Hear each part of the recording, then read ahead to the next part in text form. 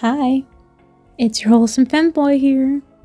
Okay, I know it's pretty late to be making a video about this game, but I've had a bunch of thoughts on it that were constantly changing up until now, and I think I'm ready to give my honest opinion on things. This is a video not meant to pick apart and hyper-criticize the game like some people out there.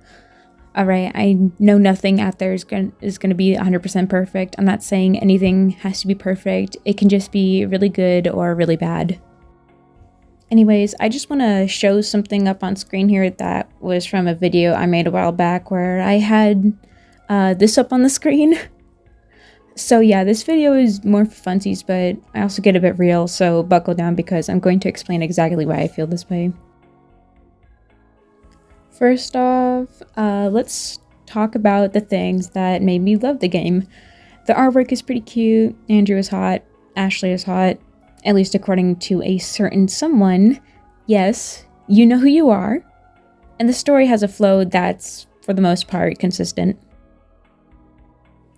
Okay, now that might have been a bit short, because it is. But now I'm moving on to the things that made me feel either uncomfortable or sad, either for obvious reasons or because it hits close to home when it comes to trauma. That's right. We're going to be talking about the incest, oh boy. And I'm also going to be talking about grooming as well, so skip here if you do not want to hear all that. Okay, so I haven't really seen anyone talk about this, but I personally believe Ashley is a groomer. Yeah, you heard that right. She's grooming Andrew. And I know to some of you that might seem crazy or that I'm reaching, but hear me out. Ashley has coerced Andrew into doing things like murder, eating human flesh, and robbery. Now, the word grooming has a lot of definitions besides the one we all know, that being sexual grooming.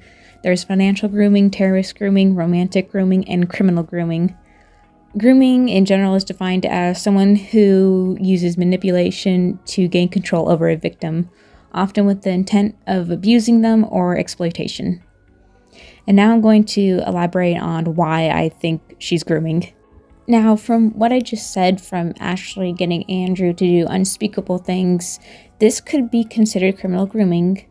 Ashley is getting Andrew to commit crimes by his hands, so Ashley tries to keep her hands as clean as possible. This even starts when they were children. I'm referring to when Nina got locked up in the crate and died in there. Lele turned on the waterworks trying to get Andy to assist her in locking her up in said crate. Crocodile tears is a common manipulation tactic that tries to play into someone's emotions. Second, let's talk about romantic grooming. Romantic grooming is using manipulation to isolate a victim from others so that the victim is solely dependent on the abuser. It's different from sexual grooming because the end goal of sexual grooming is to commit abuse on the victim that often results in the abuser then dropping the victim after all is said and done. This can even be seen with how Ashley is so adamant that literally no other girl goes near Andrew, even killing one of them, and going as far as to harass the girl who was dating Andrew at the time, all to isolate him.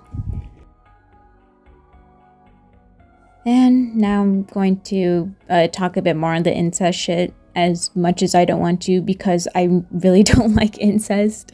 That shit makes me hella uncomfortable. But I also just want to say something that furthers my point. I'm really grossed out by the people who fetishize or romanticize the incest that's shown in the game. And I seriously wonder how people would think if the roles or personalities were switched around, that being Andrew doing this type of shit to Ashley. It's likely the reception of the game would change, especially with that scene, and how Andrew says mortifying in response to Ashley. I don't know if I'm reaching when I talk about this, but let's move on to something more wholesome. Now, my last point that further cemented this love-hate relationship with the game, or if you even want to call it that, were two other things. The setting and the music. Now, if you know me really well, you know that I really love weirdcore and dreamcore and some aspects of traumacore. It's because of the feelings that you get that you can't quite place or even make you feel nostalgic or sad. this is what make weirdcore and dreamcore work. Now, this setting brings up these feelings I have for the aforementioned aesthetics for a reason.